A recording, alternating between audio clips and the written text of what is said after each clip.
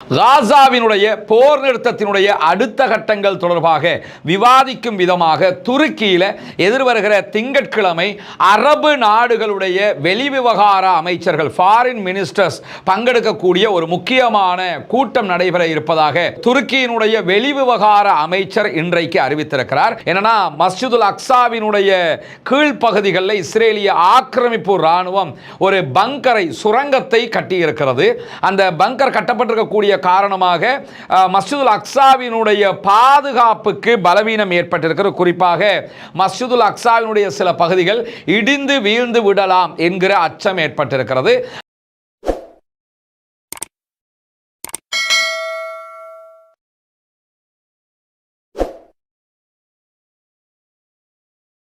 அன்பிற்கினிய சகோதர சகோதரிகளே, நம் அனைவர் மீதும் ஏக இறைவனுடைய அமைதியும் கருணையும் உண்டாகட்டுமாக என்கிற உயரிய பிரார்த்தனைகளோடு பாலஸ்தீனத்தினுடைய காசா மீதான இஸ்ரேலிய ஆக்கிரமிப்பு இராணுவத்தினுடைய 2 ஆண்டுகால யுத்தம் முடிவுக்கு வந்து தற்போது 21வது நாளாகவும் அங்கே சமாதான நிலையொன்று நடைமுறையில் இருப்பதாக சொல்லப்படுகிறது. ஆனால் யதார்த்தமான கள நிலவரம் எப்படி இருக்கிறது என்றால், உலகத்திற்கு ஒரு யுத்த நிறுத்தம் என்று காட்டிவிட்டு இஸ்ரேல் தான் நினைத்த நேரம் எல்லாம் பாலஸ்தீன அப்பாவிகள் மீது தாக்குதல்களை நடத்தி கொண்டிருக்கிறது. பெயர் அளவிலான ஒரு சமாதான முன்னெடுப்பை உலகத்திற்கு காட்டிவிட்டு நிஜமான ஒரு யுத்தத்தை அவர்கள் அவ்வப்போது செய்கிறார்கள் என்பதை பல பேரும் சுட்டிக்காட்டக்கூடிய நிலையில் இன்றைக்கும் வெளியாகி இருக்கக்கூடிய செய்திகள் பிரகாரம் கிழக்கு கான் யூனிஸ் பகுதிகளில் இஸ்ரேலிய ஆக்கிரமிப்பு இராணுவம் வான்வழி தாக்குதல்களை நடத்தி இருக்கிறார்கள். இன்றைக்கு 3 அப்பாவிகள் கொல்லப்பட்டிருக்கிறார்கள், ஷஹீதாகி இருக்கிறார்கள், 11 பேர் படுகாயம் அடைந்திருக்கிறார்கள் என்கிற செய்திகள் வெளியாகி இருக்கிற அதே நேரத்தில் இஸ்ரேலிய ஆக்கிரமிப்பு ராணுவம் மேற்கு கரையில் இன்றைக்கும் 5 இளைஞர்களை அப்பாவிகளை கைது செய்திருக்கிறது என்கிற மேலதிக தகவல்களும் வெளியாகி இருக்கிற அதே நேரம் புனிதமிக்க மஸ்ஜிதுல் அக்ஸா தொடர்பான ஒரு முக்கியமான வீடியோ வெளியிடப்பட்டிருக்கிறது. பல அரபு ஊடகங்களும் சர்வதேச ஊடகங்களும் அந்த வீடியோவை வெளியிட்டிருக்கிறாங்க. என்னன்னா மஸ்ஜிதுல் அக்ஸாவினுடைய கீழ்ப்பகுதிகளில் இஸ்ரேலிய ஆக்கிரமிப்பு ராணுவம் ஒரு பங்கரை சுரங்கத்தை கட்டியிருக்கிறது. அந்த பங்கர் கட்டப்பட்டிருக்கக்கூடிய காரணமாக மஸ்ஜிதுல் அக்ஸாவினுடைய பாதுகாப்புக்கு பலவீனம் ஏற்பட்டிருக்கிறது. குறிப்பாக மஸ்ஜிதுல் அக்ஸாவினுடைய சில பகுதிகள் இடிந்து வீழ்ந்து விடலாம் என்கிற அச்சம் ஏற்பட்டிருக்கிறது. அந்த பங்கரை பார்த்தோம் என்று சொல்லி சொன்னால் முழுவதுமாக நீண்ட தூரம் போகக்கூடிய ஒரு பங்கரை அவங்க உருவாக்கி இருக்கிறாங்க. சில பொழுதுகளில் அந்த பங்கருக்குள்ளாக இஸ்ரேலிய ஆக்கிரமிப்பு அரசாங்கத்தினுடைய அமைச்சரவை கூட்டங்களும் கூட நடத்தப்படுகிறது என்பது பன்னெடுங்காலமாக வெளிவரக்கூடிய ஒரு செய்தியாகவும் இருக்கிறது. எனவே புனிதமிக்க மஸ்ஜிதுல் அக்ஸா மீட்கப்பட வேண்டும். மஸ்ஜிதுல் அக்ஸாவினுடைய கட்டுப்பாட்டையும் இராணுவத்தை கொண்டு அவர்கள் வைத்துக் கொண்டிருக்கிறார்கள். இஸ்லாமியர்களுடைய பகுதிகளில் கூட தொழுகைக்கு செல்லக்கூடிய மக்களுக்கு தாக்குதல்களை நடத்துகிறார்கள். அவ்வப்போது இந்த சம்பவங்கள் தொடர்ந்து நடைபெற்று வரக்கூடிய நிலையில தான் தற்போது மஸ்ஜிதுல் அக்ஸாவுக்கு கீழே இப்படியான ஒரு பங்கரை உருவாக்கி இருக்கக்கூடிய செய்திகளும் வெளியாகி இருக்கிறது. இப்படியான சூழல்ல யுத்த நிறுத்தத்தை கண்காணிப்பதற்கான ஒரு பயணமாக அமெரிக்காவினுடைய கூட்டுப்படைகளுடைய தலைவர் தளபதி டான் கீன் என்கிறவர் இன்றைக்கு இஸ்ரேலுக்கு விஜயம் செய்திருந்த செய்திகள் வெளியாகி இருந்த நிலையில் அவர் இஸ்ரேலுக்கு சென்றதன் பிற்பாடு இஸ்ரேலில் இருந்து தனியான ஹெலிகாப்டர் மூலமாக காசாவினுடைய பகுதிகளையும் சுற்றி பார்த்திருக்கிறார் என்கிற செய்திகளும் வெளியாகி இருக்கிறது. காசாவினுடைய பகுதிகளில் இஸ்ரேலிய ஆக்கிரமிப்பு ராணுவம் நிற்கக்கூடிய பகுதிகளையும் பொதுமக்கள் உலாவக்கூடிய வாழக்கூடிய பகுதிகளையும் அவர் சுற்றி பார்த்திருக்கிறார். ஹெலிகாப்டர் மூலமாகத்தான் இந்த பயணம் மேற்கொள்ளப்பட்டது, தரை வழியாக கிடையாது என்பதையும் இன்றைக்கு இஸ்ரேலிய ஆக்கிரமிப்பு அதே போன்று அமெரிக்க ராணுவங்கள் உறுதிப்படுத்தி இருக்கக்கூடிய செய்திகள் வெளியாகி இருக்கக்கூடிய நிலையில் காசாவினுடைய போர் நிறுத்தத்தினுடைய அடுத்த கட்டங்கள் தொடர்பாக விவாதிக்கும் விதமாக துருக்கியில் எதிர்வருகிற திங்கட்கிழமை அரபு நாடுகளுடைய வெளிவிவகார அமைச்சர்கள் ஃபாரின் மினிஸ்டர்ஸ் பங்கெடுக்கக்கூடிய ஒரு முக்கியமான கூட்டம் நடைபெற இருப்பதாக துருக்கியினுடைய வெளிவிவகார அமைச்சர் இன்றைக்கு அறிவித்திருக்கிறார். இந்த கூட்டத்தில் காசாவினுடைய எதிர்கால திட்டங்கள், காசாவுக்குள்ள வர இருக்கக்கூடிய ஐநாவினுடைய படை தொடர்பான விவகாரங்கள் அல்லது அமெரிக்கா சொல்வதை போன்று சர்வதேச படை என்றால் அதிலே துருக்கி கலந்து கொள்வது தொடர்பான பேச்சுக்கள் என்று பல முக்கியமான விவகாரங்கள் பேசப்பட இருப்பதாக இன்றைக்கு ஹக்கன் பைதான் வெளியிட்டிருக்கக்கூடிய அறிவிப்பில் சொல்லி இருக்கிற அதே நேரத்தில் இந்த கூட்டத்தில் பங்கெடுக்கிற அத்தனை வெளிவிவகார அமைச்சர்களும் தான் கடந்த நாட்களில் அமெரிக்க அதிபர் டொனால்ட் ட்ரம்பை ட்ரம்பை சந்தித்து பேசியவர்களும். எனவே அவர்களோடு தான் இந்த கூட்டம் நடத்தப்பட இருக்கிறது என்கிற செய்திகள் அவர் சொல்லியிருக்கக்கூடிய நேரத்தில் இன்றைக்கு ஐக்கிய நாடுகள் சபை வெளியிட்டிருக்கக்கூடிய அறிவிப்பில் ஆக்கிரமிக்கப்பட்டிருக்கக்கூடிய மேற்கு கரை வெஸ்ட் பேங்க் பகுதிகளில் 70 நகரங்களில் 126 தாக்குதல்கள் நடத்தப்பட்டிருக்கிறது குடியேறிகளால். அதாவது பாலஸ்தீன மக்களுடைய இடங்களை அபகரிக்கக்கூடிய யூதர்களால் 126 தாக்குதல்கள் நடத்தப்பட்டு கிட்டத்தட்ட 4000க்கு மேற்பட்ட ஆலிவ் மரங்கள் அழிக்கப்பட்டிருக்கிறது. பாலஸ்தீன மக்களுடைய அதிலும் வெஸ்ட் பேங்க் மக்களுடைய வாழ்வாதாரமே அதுதான், பொருளாதாரமே அவங்களுக்கு அதில் இருந்து தான் கிடைக்குது. அந்த ஆலிவ் மரங்களையும் அழிச்சிருக்கிறாங்க என்கிற செய்திகளையும் ஐநா இன்றைக்கு விவரமாக தெரிவித்திருக்கக்கூடிய நிலையில் இன்றைக்கு ஒரு முக்கியமான செய்தியும் வெளியாகி இருக்காது. என்ன செய்தி என்று சொன்னால், இஸ்ரேலுடைய நெசட்டுடைய காலம் முடிவடையக்கூடிய நாட்கள் அடுத்த ஆண்டு வரை இருக்கிறது. அடுத்த ஆண்டு ஆகஸ்டில் தான் நெசட்டுடைய இஸ்ரேல் பார்லிமெண்டினுடைய காலம் முடிவடைய இருக்கிறது. எனவே அடுத்த ஆண்டுக்கு முன்பதாக உடனடியாக அவசரமாக தேர்தல்களை நடத்த வேண்டும் என்று சொல்லி இஸ்ரேலுடைய எதிர்க்கட்சிகள் பொதுமக்கள் என்று பல பேரும் ஆர்ப்பாட்டங்கள் போராட்டங்களை நடத்தி கோரிக்கை விடுத்துக் கொண்டிருக்கக்கூடிய நிலையில் இந்த சந்தர்ப்பத்தில் எக்காரணம் கொண்டும் தேர்தல் நடத்தவே மாட்டேன் என்று சொல்லி விடாப்பிடியாக தெரிவித்து விட்டார் இஸ்ரேலிய பிரதமர் பெஞ்சமின் நெதன்யாகு. அதற்கான காரணங்களில் ஒன்றாகவும் இன்றைக்கு வெளியாகி இருக்கக்கூடிய ஒரு முக்கியமான செய்தி என்னவென்று சொன்னால், இன்றைக்கு இஸ்ரேலுடைய மாரிவ் செய்தி பிரிவு ஒரு கருத்து கணிப்பை நாடு முழுவதும் எடுத்திருக்கிறார்கள். அந்த கருத்து கணிப்பின் பிரகாரம் தற்போதைய சூழல்ல இஸ்ரேலில் தேர்தல் நடத்தப்பட்டால் பெஞ்சமின் நெதன்யாகுவினுடைய ஆளும் கூட்டணி வெறும் 48 இடங்களை மாத்திரம்தான் கைப்பற்றும் என்றும், எதிர்க்கட்சிகளுடைய கூட்டணிகள் 61 இடங்களை கைப்பற்றுவார்கள்.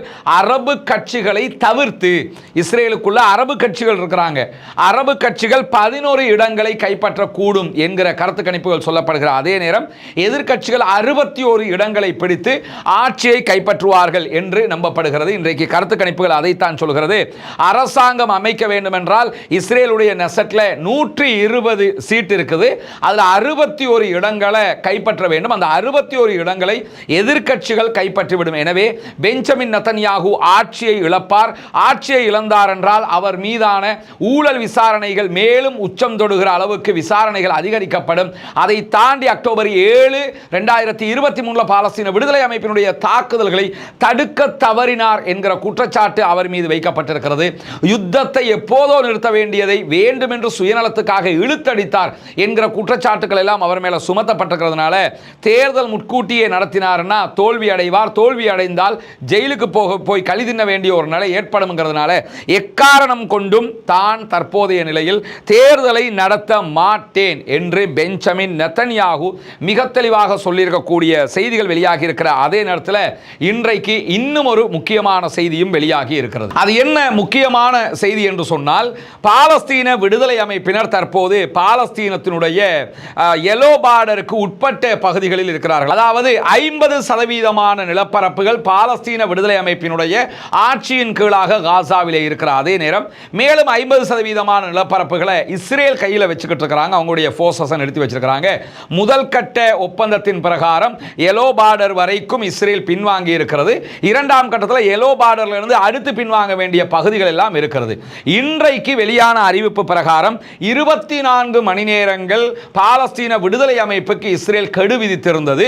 அது எதுக்கான கெடுன்னு சொன்னா, எல்லோ பார்டருக்கு உள்ள இருக்கக்கூடிய பகுதிகள், அதாவது காசாவில் பொதுமக்கள் இப்ப பெரும்பாலும் இருக்கிற பகுதிகள் இருக்குது இல்லையா, இந்த ஒப்பந்தத்தின் பிரகாரம் அந்த பகுதிகளில் இருக்கிற பாலஸ்தீன விடுதலை அமைப்பினர் தவிர்த்து பாலஸ்தீன விடுதலை அமைப்பை சேர்ந்த நிறைய போராளிகள் எங்க இருக்கிறாங்கன்னு கேட்டா, இப்ப இஸ்ரேல் எதை காசாவினுடைய பகுதிகளை கண்ட்ரோல் பண்ணிக்கிட்டு இருக்கிறாங்களோ அதுக்கு கீழே பங்கர்களுக்குள்ள சுதந்திரமாக நடமாடி கொண்டிருக்கிறார்கள். அவர்கள் அவர்களுடைய பணிகளை செய்து கொண்டிருக்கிறார்கள். அவங்களுக்கு தரை வழியாக மேலதான் எல்லோ பார்டரை தாண்டி இஸ்ரேல் கண்ட்ரோல்ல வச்சிருக்கக்கூடிய பகுதிகளுக்கு போக முடியாது. ஆனா பூமிக்கடியால் அவங்க என்ன பண்றாங்கன்னு கேட்டா, இந்த பக்கம் இருந்து அந்த பக்கம், அந்த பக்கம் இருந்து இந்த பக்கம் தாராளமாக பயணிக்கக்கூடிய அளவுக்கு அவர்களுடைய பங்கர் சிஸ்டம் உள்ளுக்குள்ள ஒரு நகரமே இருக்கிறதுனால அதை தாராளமாக அவர்கள் செய்து வருகிறார்கள். இதை 24 ஹவர்ஸுக்குள்ளாக இந்த இஸ்ரேலுடைய கண்ட்ரோல் பகுதிகளில் இருக்கக்கூடிய பாலஸ்தீன விடுதலை அமைப்பினர் உடனடியாக பங்கர்களில் இருந்து வெளியாகி அடுத்த பக்கம் போகணும், இல்ல இல்லைன்னு சொன்னால் நாங்கள் பங்கர்கள் மேலே தாக்குதல்களை நடத்துவோம். இன்றைக்கு இரவு 8 மணி வரைக்கும் என்கிற ஒரு காலக்கெடுவை அவங்க நேற்று வழங்கியிருந்தாங்க. அந்த காலக்கெடு முடிந்து விட்டது. தற்போது அமெரிக்காவுக்கு இஸ்ரேல் அறிவித்திருக்கக்கூடிய செய்தியாக எது சொல்லப்படுதுன்னு கேட்டால், தங்களுடைய கட்டுப்பாட்டில் இருக்கக்கூடிய பகுதிகளில் பாலஸ்தீன விடுதலை அமைப்பினுடைய பங்கர்கள் என்று தாம் அடையாளம் காணக்கூடிய பகுதிகள் மேலே தாக்குதல் நடத்த இருப்பதான செய்திகளை அவர்கள் வெளியிட்டிருக்கிறார்கள். அப்படியான தாக்குதல்கள் பங்கர்கள் மேலே நடத்தப்பட்டால் பாலஸ்தீன விடுதலை அமைப்பு என்ன செய்ய போகிறது என்கிற கேள்விகள் இருக்கிறது. ஆனால் கடந்த காலங்களில் நாம் பார்த்துட்டோம், பங்கர்கள் எங்கே இருக்கிறதுங்கிறதை அடையாளம் காண முடியாத அளவுக்கு இஸ்ரேலுடைய நிலைமை இருக்கும்போது இதுதான் பங்கர்னு நினைச்சுக்கிட்டு அவங்க எங்கெங்கேயாவது குண்டு போட்டாலே உண்டே தவிர, ஆனால் மொத்தமாக கரெக்டாக அடையாளம் கண்டு அவர்களால் அழிக்க முடியாது. இந்த யுத்தத்தில் 60% பாலஸ்தீன விடுதலை அமைப்பினுடைய பங்கர்களை நாங்கள் அழிக்கவே இல்லை, எங்களால் அழிக்க முடியாமல் போயிடுச்சுன்னு இஸ்ரேலுடைய பாதுகாப்பு அமைச்சர் இஸ்ரேலி காட்ஸ் ஏற்கனவே ஒரு அறிக்கையில் ரொம்ப கவலைப்பட்டு செய்திகளை சொல்லியிருந்தாருங்கிறதுலாம் நமக்கு தெரியும்.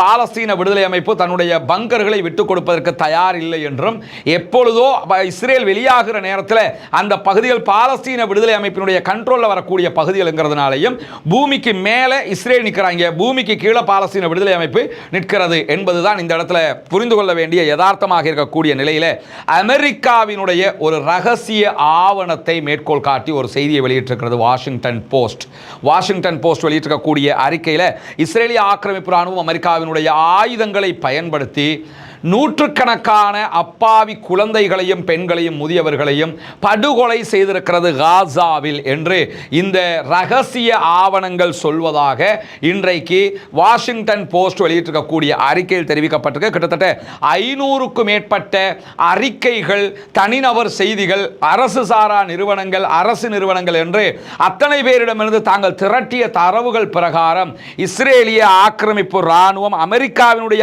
ஆயுதங்களையே பயன்படுத்தி அங்கு இருக்கக்கூடிய பாலஸ்தீன அப்பாவிகள் மீது உச்சகட்ட அநியாயங்களை செய்திருக்கிறது என்பதை கண்டறிந்திருக்கிறோம் என்று சொல்லி இருக்கிறார்கள்.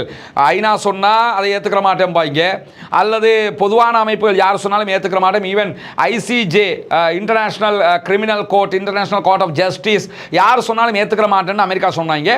இப்ப அமெரிக்காவினுடைய ரகசிய ஆவணமே இஸ்ரேல் எவ்வளவு பெரிய அநியாயத்தை செய்திருக்கிறது என்பதை வெளிப்படையாக காட்டியிருக்கிறது. என்ன செய்ய போகிறது அமெரிக்கா என்கிற கேள்விகளும் நம் கண் முன்னால் இருக்கக்கூடிய நிலையில் இன்றைக்கு வெளியாக இருக்கக்கூடிய முக்கியமான செய்திகளை தான் உங்களுக்கு கொண்டு வந்து சேர்த்திருக்கிறோம். தொடர்ந்து இணைந்திருங்கள். காசாவினுடைய ஒவ்வொரு நாள் அப்டேட்டையும் நாம் கொண்டு வந்து தருவதற்கு தயாராக இருக்கிறோம். பாலஸ்தீனம் வெற்றி பெற வேண்டும், பாலஸ்தீனம் சுதந்திரம் அடைய வேண்டும், பாலஸ்தீன மக்களும் நம்மை போன்ற நிம்மதியானவர்களாக மாற வேண்டும், வாழ வேண்டும் என்கிற உயரிய பிரார்த்தனைகளோடு பாலஸ்தீன அப்பாவிகளுக்காக தொடர்ந்தும் ஜனநாயக ரீதியாக குரல் இப்ப மறந்து விடாதீர்கள் நண்பர்களே, அன்பர்களே, தாய்மார்களே என்கிற கோரிக்கையோடு முடித்துக் கொள்கிறேன். வாஹ்ரத் அவ்வானா அல்ஹம்துலில்லாஹி ரப்பில் ஆலமீன்.